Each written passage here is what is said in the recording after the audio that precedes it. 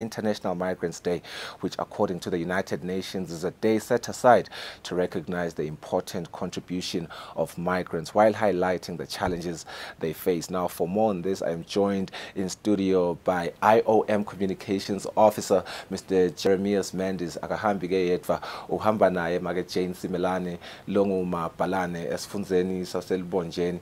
Lotasi chazela kabani nje ukuthi why is it so important for them by region babakujabulanga kana ukuthi lo suku litaw observelwa ku region yabo. But nje before sanze kakhulu, Mr. Jeremias Milana, thank you so much indeed for joining us on the show today. Let's start with you, Mr. Mendes.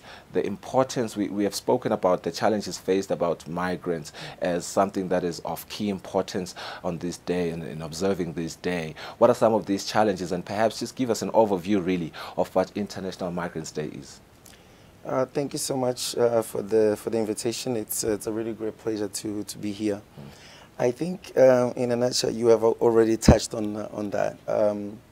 One of the main reasons why we're celebrating the day on the 18th of December is really to acknowledge the role that the migrants actually have in the development of the societies, but also to acknowledge and to keep advocating for their rights across the globe. There's this conception that every time we talk about migrants, we talk about people that come to our countries to take our jobs and all that. But I think it's also the opposite. We're talking about people that move into other countries, most of the time bringing additional knowledge and skills that actually contribute to the development of the country. And it's also important to say that when you talk about migrants, there's both sides. There's two sides to it. Migrants do contribute for the development of the countries where they are, but also through the engagement that they have in this country. For instance, if they engaged in an activity that brings some sort of a profit, in a way, these migrants also ended up contributing back to the communities where they come from by sending remittances to support their families back home. So this day, it's one of those that it reminds us of the role that these migrants have in both societies where they live, but also in societies where they are from.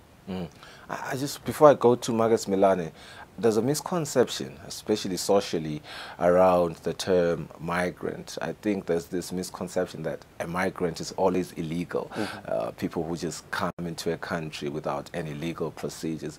I want you to clearly define for us that a migrant can be legal. Yeah.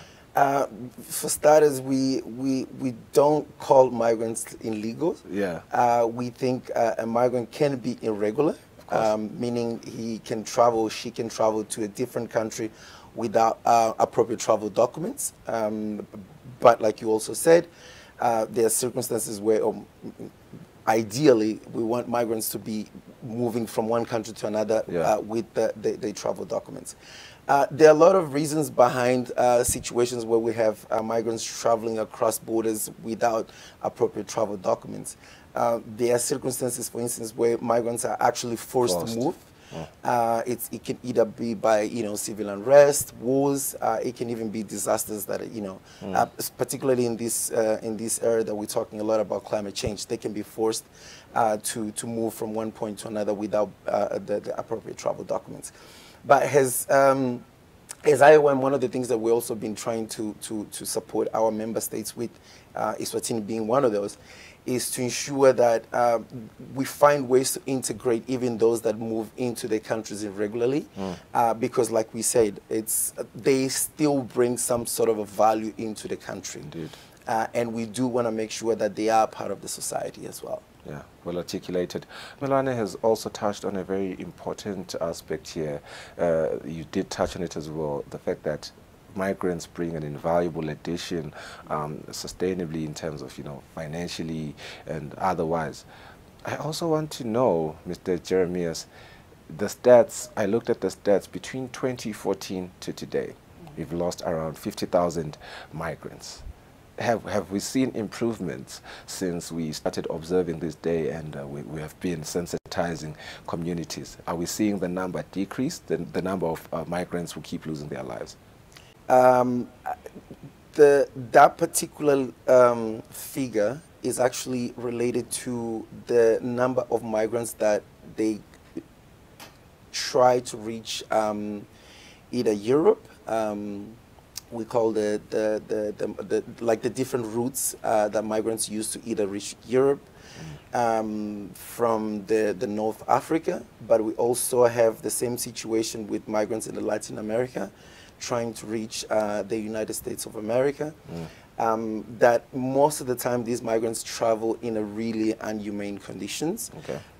And to give you an example, I think you've just recently, just yesterday actually, there was a boat that capsized when migrants were trying to move through the English Channel. Yes. So these are some of the figures that actually amount to that number. And going to your second part of the question is, do we see that number decrease? Unfortunately not, because different issues still drive migration. There's continuous, there's a growing number of migrants trying to leave the countries of origin to try to reach countries that they consider to have, better living conditions. So, and the fact that a lot of those countries, I would say receiving countries, because of the regulations that they are in place, it makes it even harder for migrants to use, the regular routes that will put them in a safer situation. So unfortunately, until some of those issues are actually dealt with, we will continue to see that number growing.